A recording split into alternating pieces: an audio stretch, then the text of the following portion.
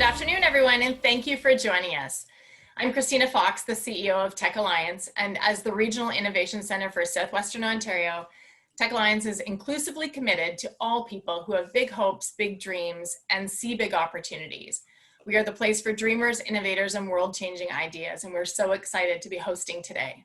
A few months ago, in collaboration with Libro Credit Union and Pillar Nonprofit Network, and co-presented by We Tech Alliance in Windsor and Communitech in Waterloo, we put out a call for innovative solutions to tackle economic and societal impacts of COVID-19.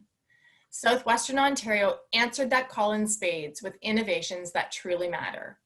From the two recovery and rebuilding design challenges came ventures that would enable us to think big and look past crisis and address the needs of the region and beyond. Today, I'm joined by Liz Arkenstall, Manager of Corporate Social Responsibility at Libro Credit Union. And today we will discover with you, our audience, just how much $20,000 in a team of expert advisors can impact and accelerate a startup. Give us a wave, Liz. Excellent. So before we get started, let me share a few key points. Everyone is muted on this call, and today's fireside chat will be recorded and available to everyone afterwards. Feel free to go ahead and add questions to the Q&A portion below your screen. And if you'd like to keep up with everything there is to know about Southwestern Ontario's innovation economy, sign up for our weekly newsletter below. There will be a link that's dropped in the chat. So this resilience, recovery, and rebuilding fireside chat is truly an opportunity to learn firsthand from two fierce female founders what it takes, what it took, and what it looks like now. It's part of our commitment to them to continue storytelling and to have awesome chance to hear everything that they've got to share, and for us to ask me anything under the AMA style. So the first design challenge was awarded to GoFogIt, an innovative solution created in direct response to the global health crisis. GoFogIt is an electrostatic spraying and disinfecting fogging company focused on making spaces safer. A few months later, Beecuz, a nonprofit focused on mental health, education, and awareness for young people, was chosen as the winner of the second design challenge. So today, we will step into the minds of the founders of these companies to tell us about two very different and very necessary solutions to issues that are prevalent today. So Diana House is the co-founder of GoFogIt, a serial entrepreneur. She's a real estate investor, private lender, and developer. She has a flair for spaces and is truly invested in community. In addition to creating GoFogIt, Diana has sold two companies in the e-commerce space. Diana has such an interesting startup story that she honored this year on her birthday, and I hope you'll tell us more about that today, Diana. Welcome. Thank you so much. You bet. Lena Schreier is the founder of Beecuz, a nonprofit that offers proactive, positive mental health education for elementary school students. Formerly trained in neuroscience here at Western University, Lena is passionate about mental health and is a mental health advocate and daring leader. Since 2018, Lena has been dedicated to equipping youth with knowledge, skills, and resources they need to thrive. Welcome, Lena.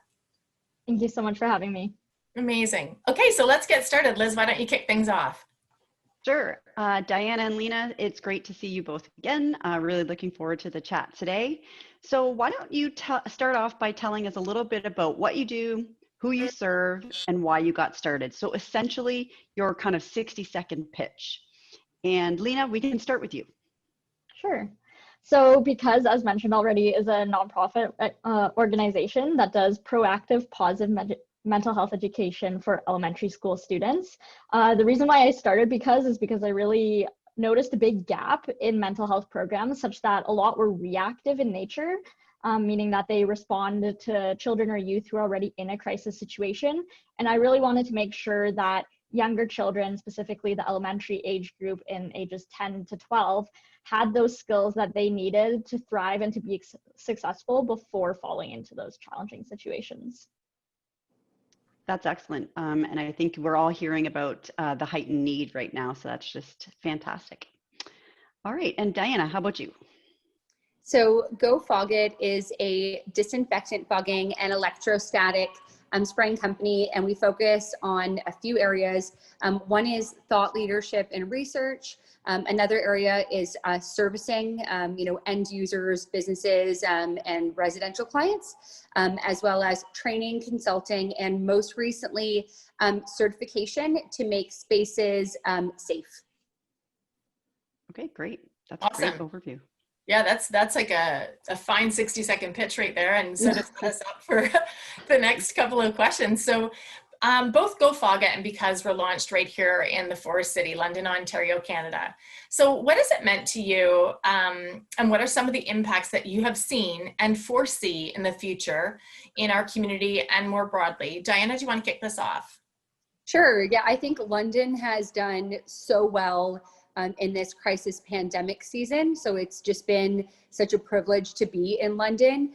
At the beginning of the pandemic in March, so many people banded together, both formally and informally, to really like fight COVID together, whether it was, through the hospitals or through the medical clinics, or entrepreneurs bringing, technology.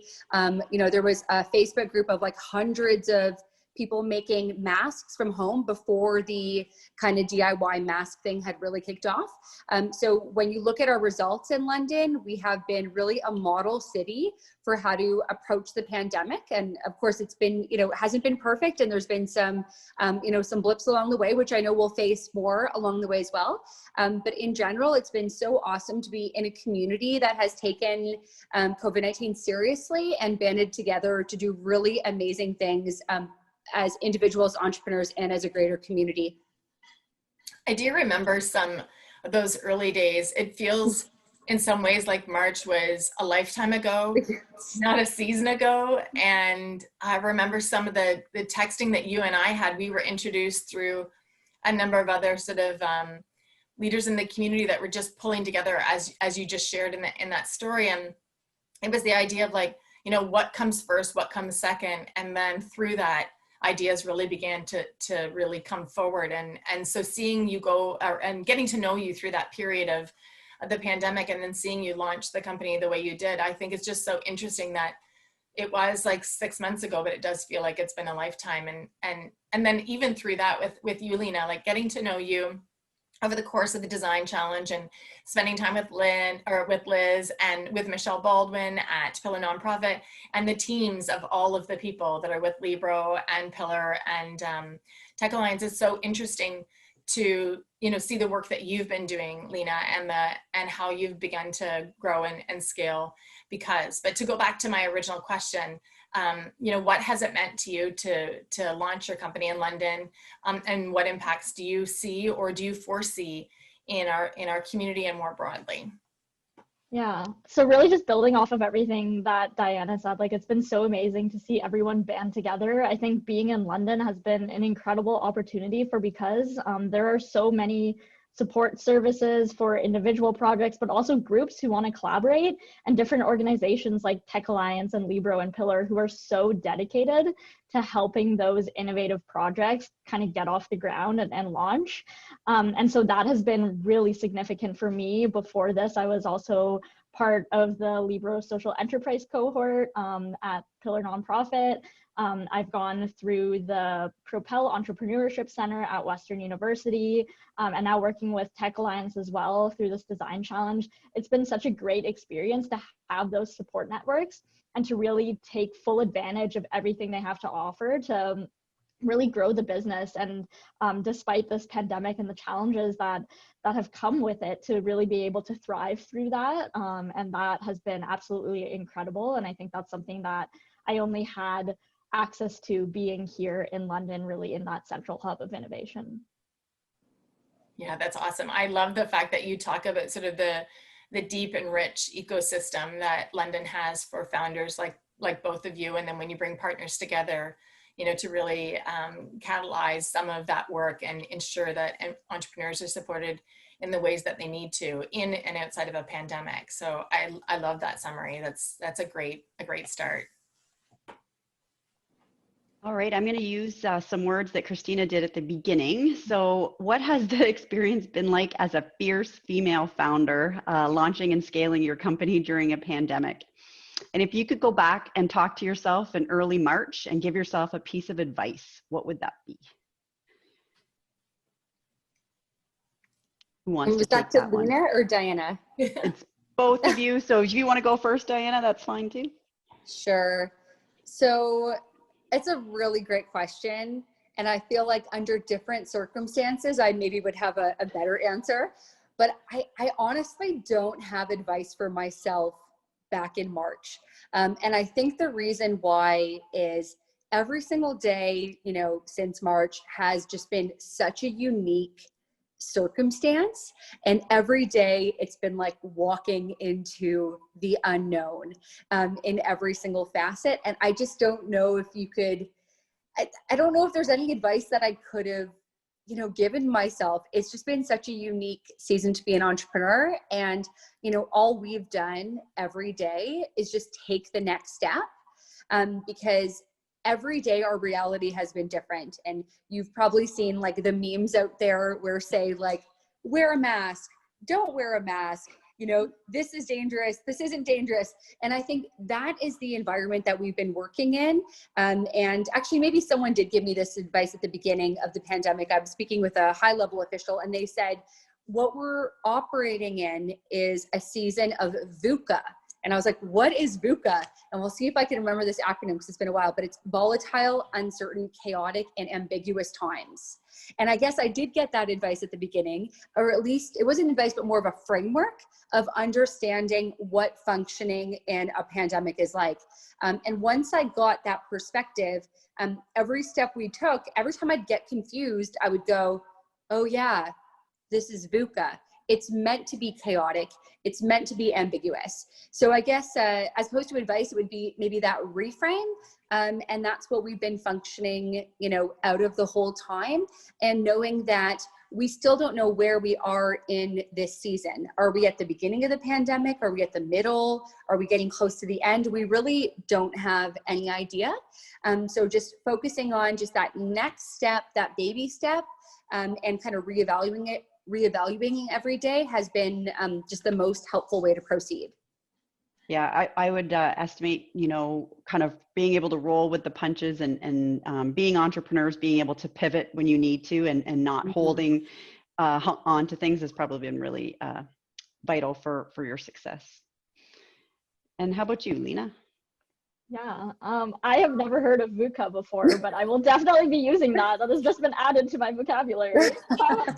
I think for me, definitely getting used to the uncertainty and being able to live in the moment, and rather than, you know, doing planning for the future of what things are going to look like 3 months from now, because we don't know that, really being able to take things as they come day by day.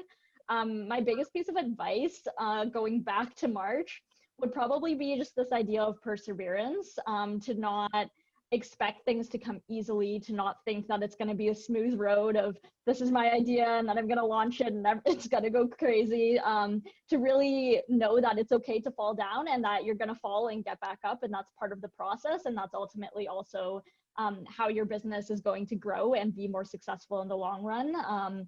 Someone told me that when you fail earlier, you're just going to be more successful later.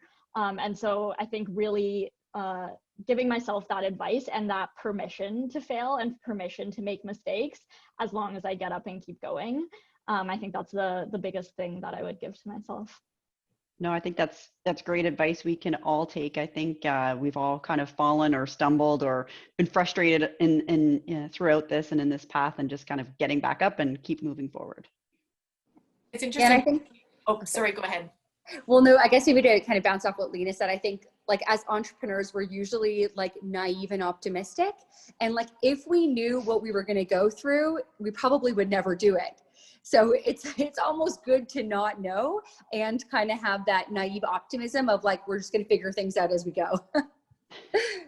It's like running through the fire and going back for more. Yeah, totally. Interesting. Like when you were talking, when Lena, you were saying a little bit about frustration, or Diana, when you were saying like, sometimes if you knew what you were going to go through, you might not do it. I was thinking too about even like the why that you launched during a pandemic. So we've seen lots of companies who have launched during the pandemic or have pivoted so significantly, or had an idea and said, I have to go all in now because it's, you know, there's profound reasons to do so. So if I can just switch gears here a bit and go off a bit of course, or off of our early thoughts about how our conversation go, Diana, would you be willing to share a little bit about how it is that Go Fog It came to be, because you were in a really early stage of lots of busyness and lots of community investment, and then it kind of landed in your lap, and then you've really propelled with that. I was thinking of that early phone call that you had, if you're prepared to share a little bit of. Sure. Yeah, that's a crazy story. So I had just been coming off of like a really, really big project right before COVID started. So how I usually work is, big project, take a little bit of downtime.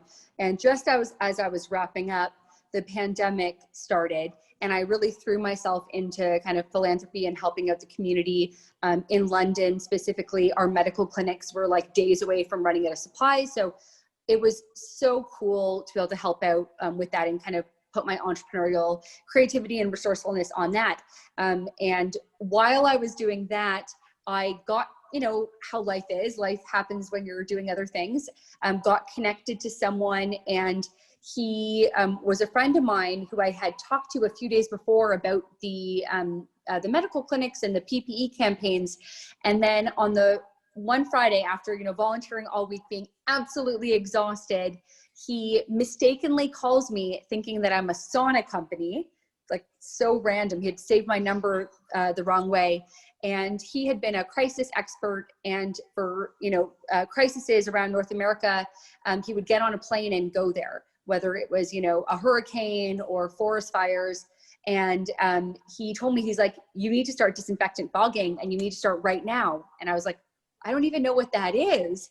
So I remember going on to, YouTube that Friday at like 9 p.m. and starting to like read this and get very fascinated with, oh, wow, this is an innovation that no one has really brought to North America, that Asia is way ahead of. And, you can learn a lot from different markets that have experienced things before us. And, they obviously experienced COVID before us.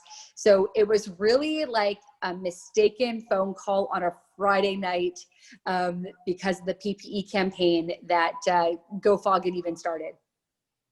That's so much fun. I So love crazy. that story. And I think too, and just even transitioning a bit to Lena, like riffing off a bit of what Diana said about sort of a company created out of, a mistake, or a company created because Diana picked up the phone even after a really exhausting day. And I think of the work that you've done, Lena, and that is how you've been really focused on, the gap in content and conversation with really young people early in curriculum, and how you have been really focused on creating better conversation with young people about mental health, and looking for that support within our school system so that kids have courageous conversations early and can identify and connect with and have empathy for themselves and others really early. So is there anything that you would like to add about how you were sort of focused on the track for Beecuz, and the scaling over the pandemic as a female founder has been really giving you an opportunity to get clear about your intention, and clear about the asks, and clear about some accountability and demand for making sure that kids have access to the right information when they need the information in early school years? Yeah, I started Beecuz before the pandemic, but I started it really, really small scale. And I really founded the organization based on personal experiences that I've had struggling with mental health challenges, and kind of reflecting on those experiences and realizing that gap in the proactive support, and feeling like there are interventions, there are skills that need to be taught to children so that people like me or anyone else out there maybe don't fall as deeply or even fall at all. And so that's really why I started it. And I started it really, really small scale. We were doing in-person workshops where I would just go to schools and do a 1 or 2 hour workshop and talk about mental health, and really talking about, that distinction between mental health and mental illness, and trying to break the stigma a little bit by sharing my personal story as well. And I think this pandemic has really helped Beecuz grow. Similar to all other organizations, we had to do a big pivot to go to online. But what that also helped me realize was the increased accessibility, the scalability, and the spread of my program via an online model, and really focusing not just on that local small scale impact, but I guess having those dreams and thinking about how this could apply to all of Ontario, or perhaps even all of Canada, and hopefully bringing my experience and this organization and our mission to a wider range of people and children. And so I think through the pandemic, I've really been able to reflect on the impact that I want to have, how I want to have it, and how I'm able to have it. And in a sense, that necessary shift to online has really accelerated that growth. That's awesome. And it's a segue to the question that I was planning to ask, but I couldn't help but have a little deviation there and sort of dance with you both in a bit of that storytelling. And it's a great segue, as I said, Lena, and talking sort of the next big question. And, you know, given the world events, so given, you know, everything that's happening about inclusivity and diverse approaches, and looking at pandemic and asking, like, what is the normal that we're returning to, and is that the normal that we're interested in? So, you know, given sort of that mindset that we've had collectively around the world, the design challenge was really, we wanted to place importance on economic, on social, and environmental impacts, because they also align very well with Pillar Nonprofit, Libero Credit Union, and Tech Alliance. So tell us a little bit about the goals that you've set as they relate to the economic, social, and environmental impacts, and any milestones that you've already achieved as a result of some of the design challenge investment, and or just because that was part of your core values and your plan. Lena, why don't we start with you to talk a little bit about environmental, social, and economic impacts that are coming as a result of the work that you do?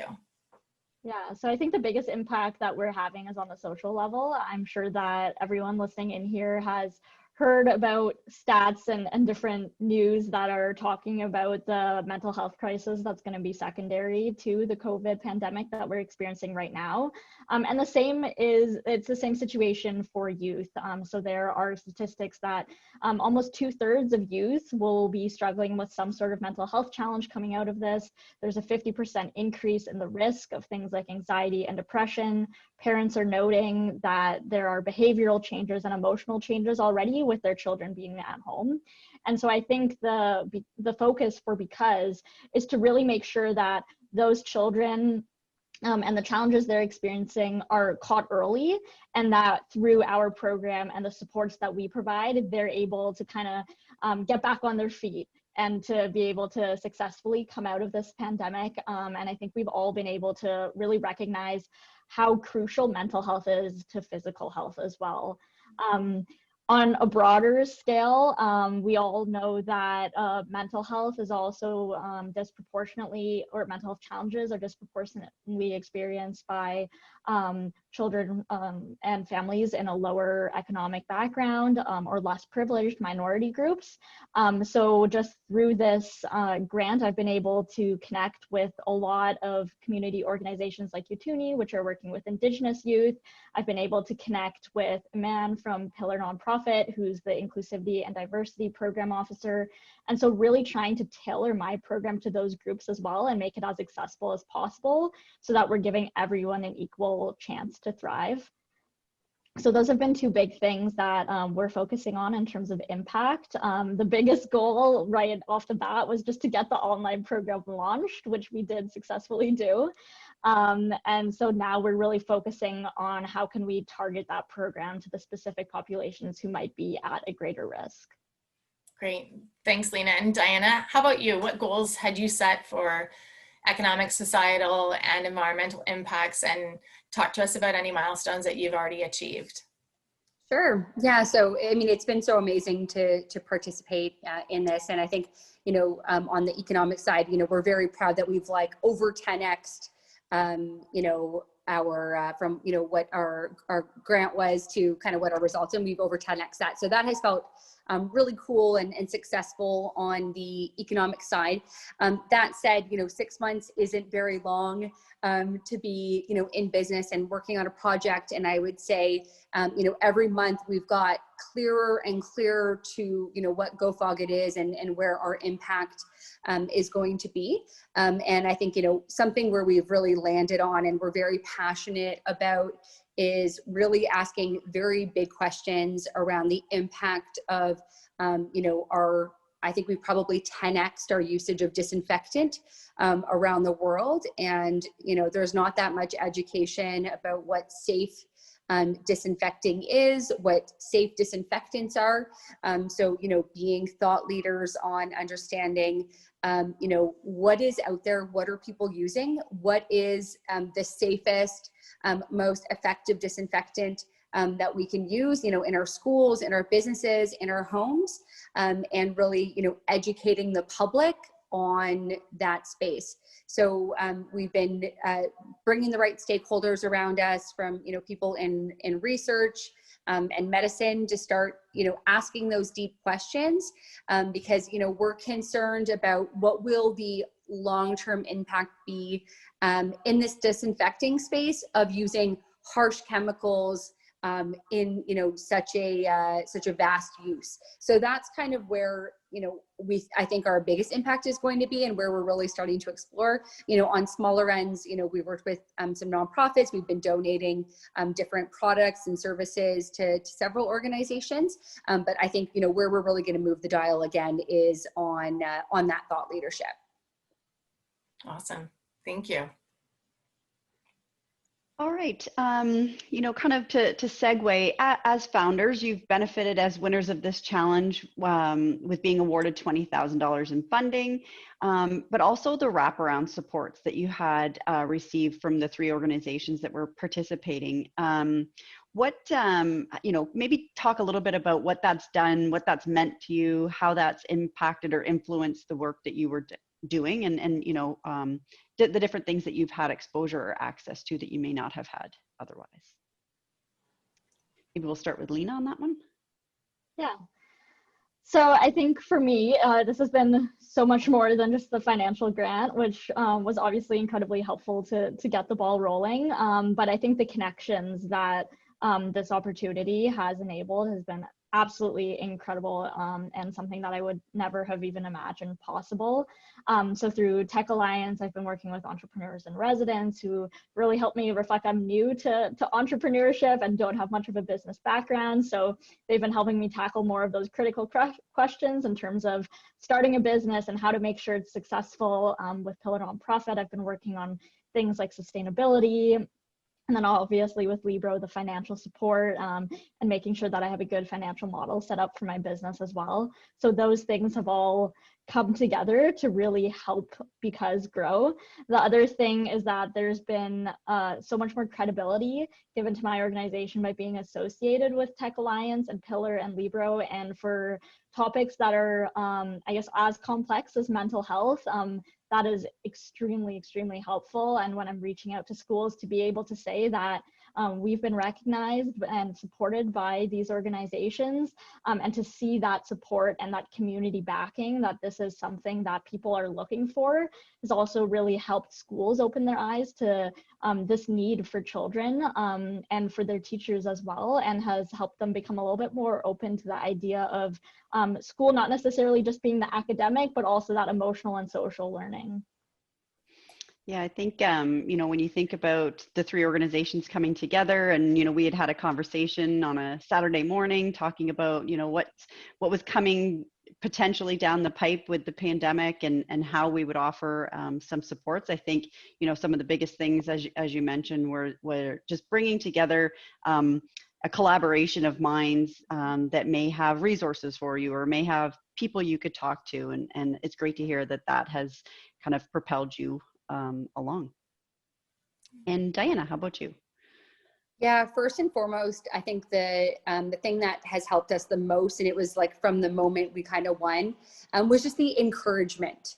I think, even though I'm an experienced entrepreneur, my co-founder is a very experienced entrepreneur.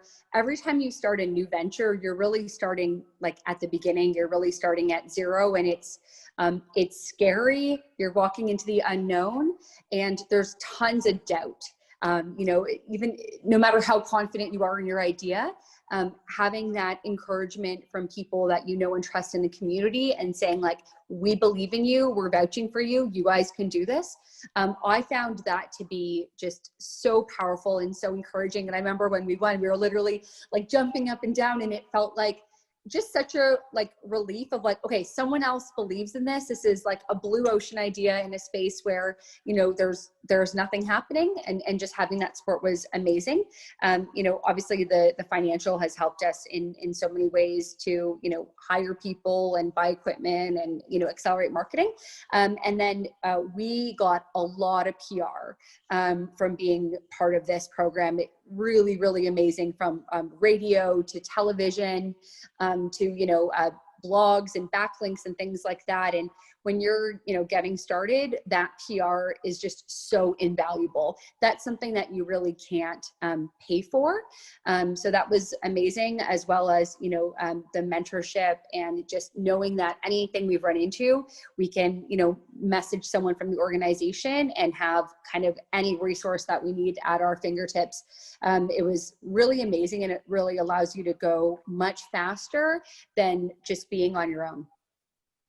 Yeah, that's great to hear. I know I was not on the selection panel, but when you talk about, you know, really feeling kind of validated and that there was support for your ideas, you know, there were some excellent and amazing applications, and, you know, certainly a difficult process. And yeah, there was lots of you know, hey, this is, like you said, a blue ocean, like, wow, this doesn't exist right now, and how can we support that? And then even with Lena, just the acknowledgement of, you know, there are many, many projects on the go, and I think it was great acknowledgement for the important work that you're doing as well.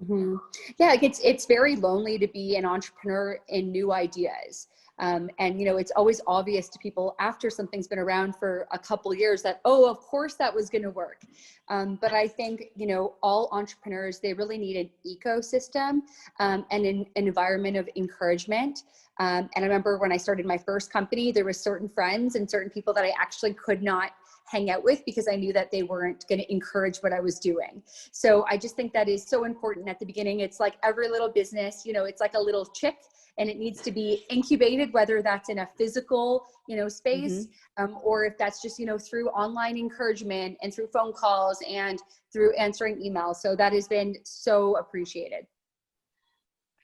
Really liked, I do remember the phone calls to both of you and how exciting it was that Michelle Baldwin and I got to place the phone call, and the jumping up and down and the sleeplessness for both of you. It was really exciting, and it felt so worthwhile to have come together in this collaboration, this partnership, and to know that there was so much work that was done in a compressed period of time on behalf of the partners, but also knowing that entrepreneurs like yourselves said, you know, this is worthwhile, this is worth putting, you know, sticking my neck out for and making a run at it. The applications that we received were outstanding, and clearly both of yours were exemplary. And so it's so exciting. Even preparing for today, I was like, oh, I'm just so excited to reconnect with both of you in the same space, and with Liz. And I know that we've got Michelle online with us today too, and to just think about that journey. But I also wanted to acknowledge what you said sort of at the top of your answer, Diana, is that, you know, the doubt and the worry. And, you know, we often hear serial entrepreneurs that will say, you know, each time I need to go back to my roots, each time I need to know that my expertise might have been in another area, and that there's like giving yourself permission and really just acknowledging it in the ecosystem, that it's really okay. If you're starting a new venture, you know, what worked last time might have been a different time, place, and world-class idea, but that it's always good to reach back out and seek that support and to ask those questions and surround yourself with good people. And I know, even talking with you, Lena, and the experience that you've had and who you've been surrounded by and who has been on your team and where you've had sort of that geographic reach, you know, across many cities. And Diana, your business has grown across a bunch of different cities as well. I think if it's okay with you guys, I just wanted to deviate from a question that came in from the audience about how has the pandemic changed the geographic scope of your intended customer reach? So Lena, why don't we start with you, because you kind of, your company was born sort of in multiple locations based on different addresses. Do you want to talk a little bit about how your scope has changed? And then Diana, will shift to you. Yeah. So as mentioned, so I was originally from Kitchener-Waterloo. And so that was where I started Beecuz. And then Kind of within the first 6 months, I moved to London for studying here at Western University. So within that, I was actually able to kind of keep 2 touch points, which was really nice. So I had a little bit of a home base in Kitchener-Waterloo and then also in London. But I was primarily focused on those 2 areas. So working on a pretty small scale local basis. And I think the pandemic has really changed that because we are on an online model now. I've been able to reach out to school boards and independent schools across all of Ontario, and hoping that within the next couple of years, we will have that national impact. And so that's something that I wouldn't have even imagined or thought of before this pandemic. And I think that that, in a sense, has been kind of the silver lining coming out of this. Awesome. How about you, Diana? Yeah, so we're very much, we've been a pandemic response business. We didn't exist before March 7th or whatever day the shutdown started. But I think, again, we've been very fortunate, although, we're in London, we are probably like the top thought leaders in the world, or at least one of for disinfectant fogging. So right away, we had about 200 different people all around the world who wanted to license our brand in other regions, which we decided not to do for kind of various reasons. But it seemed like we had kind of a global impact from day one. Although most of our business has been in Canada, we have had clients in the US. I'm not sure if we've closed any of the other international clients, but we're definitely in conversation with everyone from like Qatar to South Africa, and literally everywhere in between. Wow, that's amazing. So, what started in Southwestern Ontario for both of you has great opportunity for, global reach. That's really outstanding. Liz, I'm seeing a bunch of other questions that are coming through the Q&A. So I think I might ask a couple of these. Some of them are more specific to you, Lena. Some of them are a bit more specific to you, Diana. So if I can just get a thumbs up from everybody that we're okay to ask a couple of specific questions, and then we can come back to our sort of our regularly scheduled program, so to speak. Sure. Okay, awesome. So Lena, there's a couple specific to you, and I'll just put them out there and then you can answer them as you wish. And if there are folks on the line that are listening and watching and you think that there's an introduction that you can make, sort of when we think of sort of this rich and expansive entrepreneurial mindset that we carry in Southwestern Ontario and right here in London, Ontario, if there's an introduction that you can make for Diana or Lena, both of their web addresses have been dropped in the chat and their contact information will be there. So I encourage you, if you're inspired by what you're hearing today and you're like, I know someone they need to talk to, then we encourage you to do that independent reach out. So with that then, Lena, there's a couple of questions.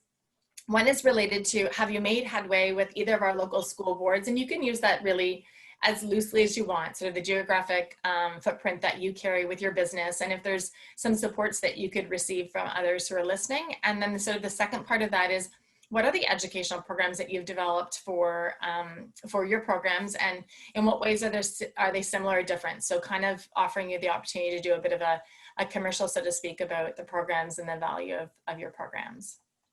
Yeah. So in relation to the first question, in terms of headway with working with the local school boards, unfortunately, the public school boards have not yet been too open to initiating Beecuz mental health programs. I have been in communication with Montessori schools and some private schools here in London, and they are a lot more open and receptive to those programs. So I've made a lot of headway there. I guess the headway in terms of the public school boards here is that I have been able to contact someone, which previously was not something that I had the opportunity to do. So I'm in communication, but at the moment it's not a program that they're yet able to adopt. And I think a lot of that too is that schools are so overwhelmed right now with the COVID precautions for physical health that they have to implement, that they just don't have the capacity or the headspace to really think about the mental health aspect of it, which is unfortunate. But I hope that within a couple of weeks, we'll be able to circle back and hopefully make some more headway there. So the second question in relation to what kinds of educational programs I've developed. So before the pandemic, it was a 12-week program, and it was once a week for 1 hour where a workshop facilitator would go in. We had 6 different modules, so each module was 2 weeks long. And we did interactive workshops with the students. We got them to do activities and games related to things like mindset and mental health literacy and resilience and building a support network, establishing positive coping skills.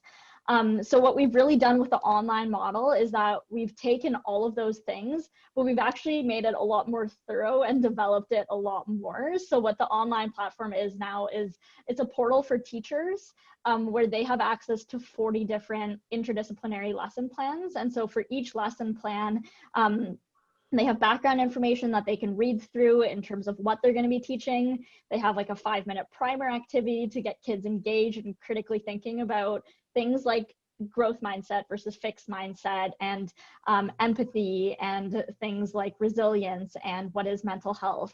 And then they have a full 45-minute lesson plan. And then along with that, to help our programs be more receptive and to be taken up by more schools, we've actually aligned it with curriculum outcomes from the entire Ontario curriculum. So we align it with things like art and English and social studies, because what we're really trying to say is that, hey, like mental health programs shouldn't be an add-on. Teachers are already overwhelmed and pressed for times. These should be integrated into what's already being done. And so the online program with the 40 lesson plans is really something that teachers can access on their own time. They can do those lessons whenever they want. They can pick and choose, so there's no specific order, but they can say, hey, my class seems like they would be really in need of this right now.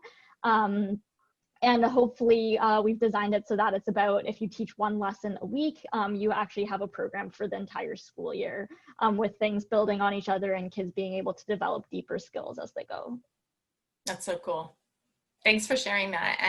And like I mentioned, if there's somebody that would happily make connections for Lena as she explores opportunities within all school boards, that would be really terrific. So Diana, I'm gonna just shift to you based on a question that came in, and you have shared that the thought leadership that you're bringing to this space is really quite incredible, and that you're able to share recommendations and look at solutions and really the safety in keeping with making spaces safer. The question that has come in from the audience is about, from a consumer standpoint, what are your fogging recommendations or limitations? How do you recommend doing a fog? How long does it take? So there's a lot of different questions about the specifics of what you do. Do you want to share with us something related to your thought, how you're positioning for thought leadership and consumer recommendations that would be helpful for those who are joining us today? Yeah, sure. Just kind of very high level. We're using so much disinfectant, but we really don't know, that much about it. Every country, or most countries, have a specific kind of list of disinfectants that are effective against COVID. So there's the list in the States. In Canada, Health Canada has a hard surface disinfectant list. So that's always kind of a good starting place in general. If someone is trying to get educated about what disinfectants does the Canadian government condone. That said, there are tons of disinfectants on there that are effective against COVID, but that would not be safe to turn into, a fog or sprayed somewhere. So what we've done is we have really kind of done a ton of research. We've looked at probably, close to 100 different disinfectants that were on Health Canada's list to figure out what are the safest disinfectants that are, we always say safe enough for your grandmother to fog. And so, yeah, we look at safety to humans, safety to pets, safety to kids, as well as what is good for the environment. And then depending on if it's residential or commercial or whether there's food involved, we have our recommendation of what disinfectants are best to either fog or spray. There's a lot of debate in the industry about electrostatic spraying and disinfectant fogging, about which one is best for what environment. And we actually really like both. Depending on what the space and the usage is. There are some kind of cultural trends. For instance, in the airline industry, electrostatic spraying has become kind of the gold standard, whereas in other business, disinfectant fogging is definitely the best one to do. We actually do training and consulting for organizations and individuals, as well as service providers that are wanting to learn kind of some of the best practices. So I think it's probably a 3 or 4 hour training. So just wanted to give some tidbits. But yeah, because we were kind of one of the first companies in the space, we've just had a leg up on everyone of like learning and really understanding what the best practices are, as well as the efficacy of how effective it is. So we do swabs to confirm the efficacy of the fogging. Wow.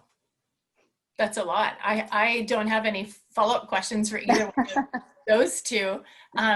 Anything from you, Liz? We've got one final question before we go to rapid fire, and I'm going to sort of integrate that question with one of the questions from the audience, but I wanted to give you a chance, Liz, because I've done a lot of talking. No, I don't think so. I'm looking forward to the rapid fire piece, and I think that's going to take up our time. So I'm happy to move on to that. Okay, awesome. Okay, so maybe just one final question then. We often talk about how at Tech Alliance we'll say we're the place for launching world-changing ideas, and we really love the idea of world-class entrepreneurs who are founding companies in this space and scaling companies, have global mindset and different ways of pivoting and enhancing your business models. So I love that you've sprinkled much of that dialogue in today in our Fireside chat. So when you think about launching and scaling your business, what have you found to be the benefits of collaboration and partnership? And is there any advice that you can give to other entrepreneurs about collaboration and partnership? And then maybe the tail end of that is, what have you found to be the impact? Like Lena, is there a story that of a child who's been really impacted in the most positive and meaningful ways? And Diana, can you think of a story where, as a result of your business coming in, that there is, something that's a really positive outcome that, another entrepreneur maybe has shared with you? So that's a two-parter. I've thrown a little bit of extra in there. So it's mostly about what have you found the collaboration and partnership benefits and advice to other entrepreneurs, and then a bit of the impact piece. So Diana, why don't we start with you, and then we'll go to Lena, and then we'll head over to our rapid fire. Wow, that was like a 4-parter, I think. Kind of, sorry. No, but I think, in general with collaboration and partnership, with Go Fog It, Mel and I, Mel McInerney had kind of met up, and Mel is the co-founder and CEO of TBK, which is an amazing agency. And at that point, I just had the idea for doing a fogging company. And, when I got together with Mel, I was like, Mel, I think we need like a world-class brand and a world-class name.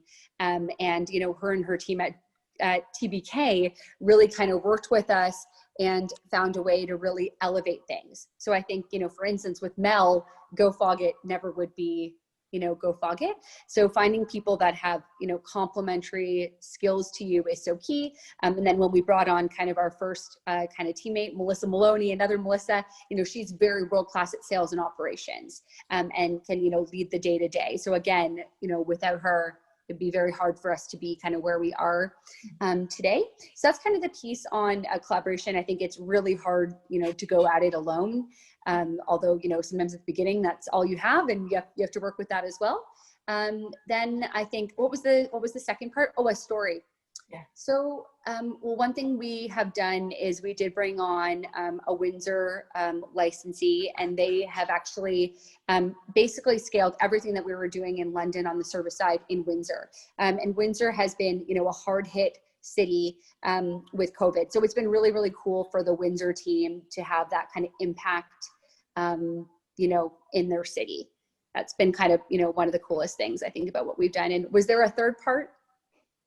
No, I think that pretty much covered it. I love that you did reference Windsor, because We Tech Alliance out of Windsor, Windsor Essex, has been a proud co-presenting partner on the Design Challenge. And when Liz and I have had conversations with their CEO, Yvonne Pilon, she does talk about how hard hitting it has been in their region, and how solutions like Beecuz and Go Fog It are really important and meaningful for driving additional economic prosperity. So thanks for calling that out. So Lena, over to you related to collaboration, partnership, and some, maybe a story of impact.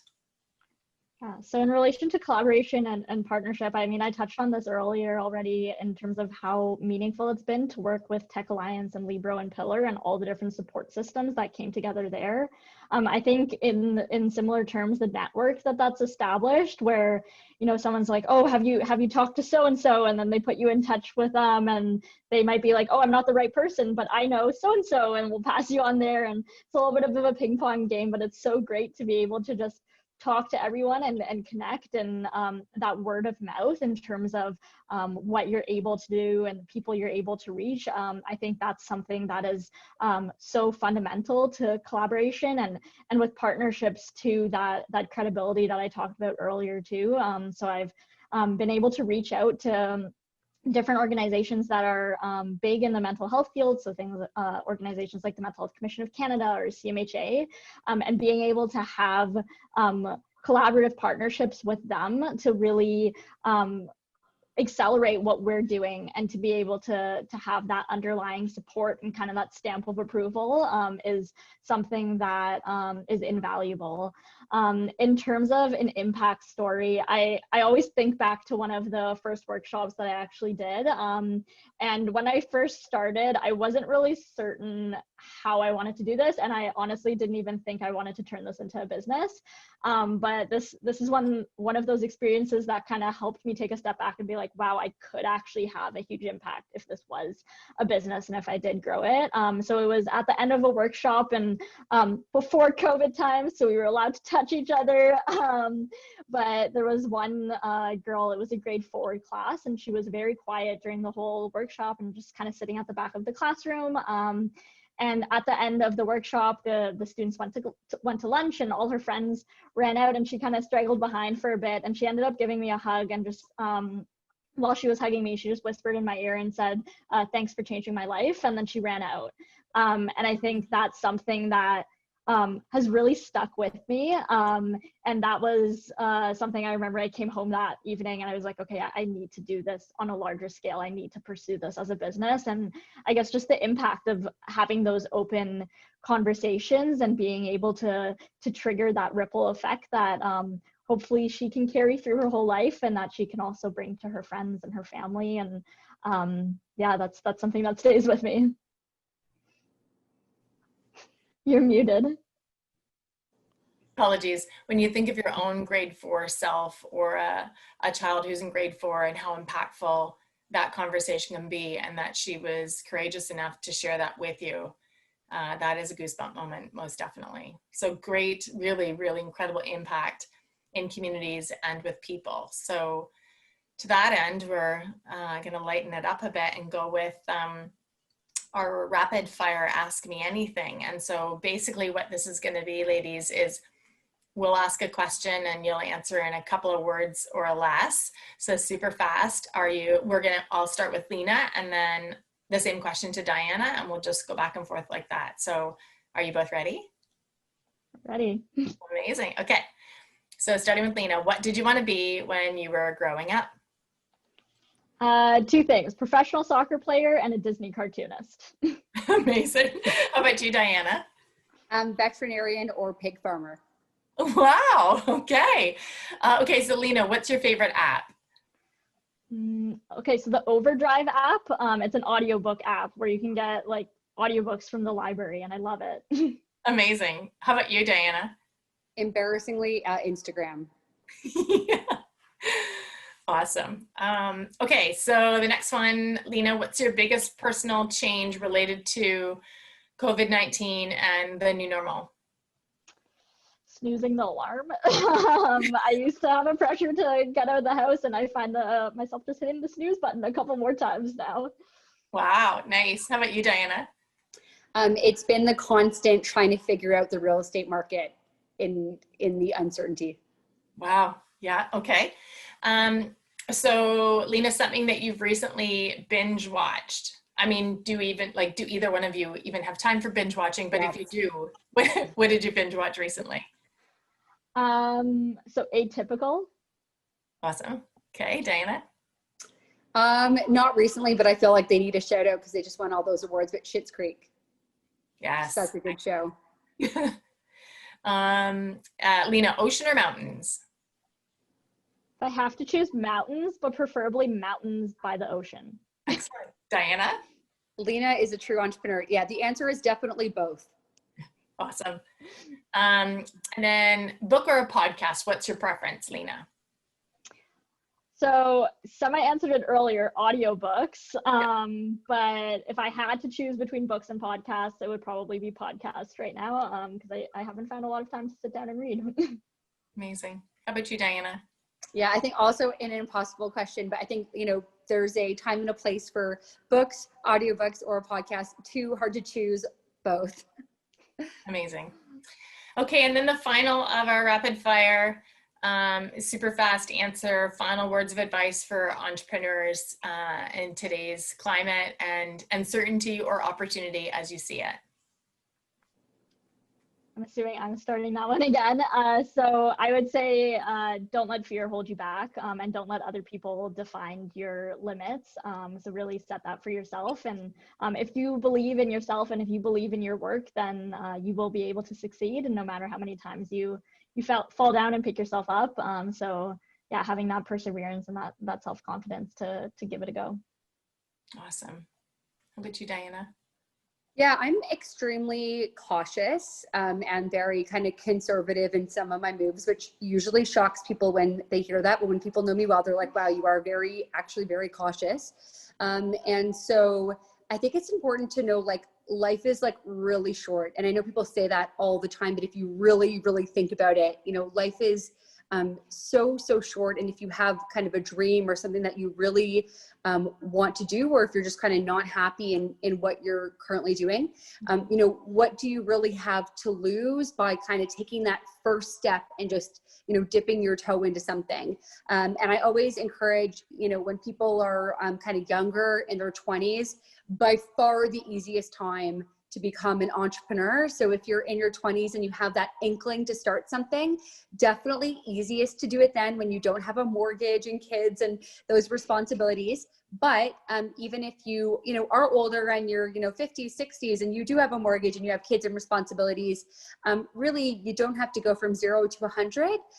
Again, it's just taking that little step and exploring something and knowing that the worst case scenario is usually not that bad.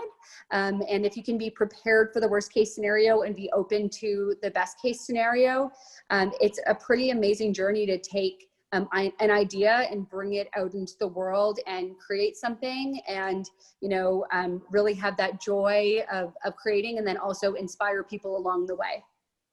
Awesome.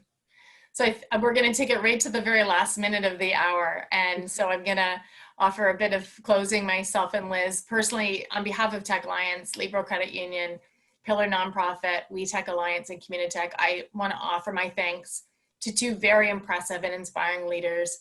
Lena and Diana, thank you for sharing your stories so candidly today, for being open to, taking questions on the fly and really just opening up where you two have inspired others to be thinking about the world in different ways. And Liz, I want to thank you from Libro Credit Union for co-hosting with us today. It has been and continues to be a pleasure and an exciting collaboration working with you and the entire team at Libro to ensure a prosperous and inclusive future for all people in Southwestern Ontario. Because as you mentioned earlier, what started as a wee idea on a Saturday morning with you and Michelle Baldwin at Pillar and I blossomed into something that we are really proud of, an investment in founders who are accelerating solutions for rebuilding our communities. And as a result, we have really gotten to meet Diana and Lena and see the way that they are soaring.